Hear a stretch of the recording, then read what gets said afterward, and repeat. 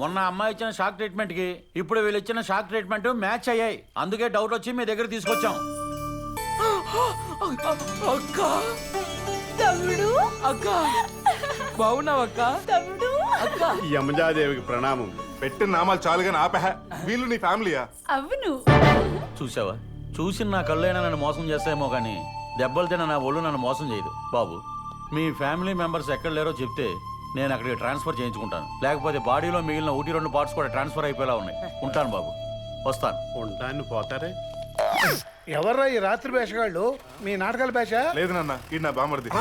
అదే ఈడొచ్చి ఈ అమ్మాయి తమ్ముడు, వీడవడో నాకు తెలియదు. నాకు తెలుసు, నేను యమధర్మరాజు రైట్ హ్యాండ్. ఏంటి ఇలా మాట్లాడుతున్నాడు? అంటే నాటకాలు వేసి వేసి ఆ క్యారెక్టర్ నుంచి ఇంకా బయటకు రాలేదు. ఈ భూమి మీద నువ్వు ఒక్కడవే అనుకున్నా. నీలాంటి ఎదవలు చాలా మంది ఉన్నారే. ఇంతకీ వీళ్ళు ఎందుకు వచ్చినట్టు? మా అక్క గురించి అక్కడ చూడటానికి అర్ధరాత్రి రావాలా? యమలోకంలో తెల్లారుజామునే బయలుదేరామండి. ఇక్కడికి వచ్చేసరికి ఈ టైం అయింది. వీడికి పైత్యం ఎక్కువ.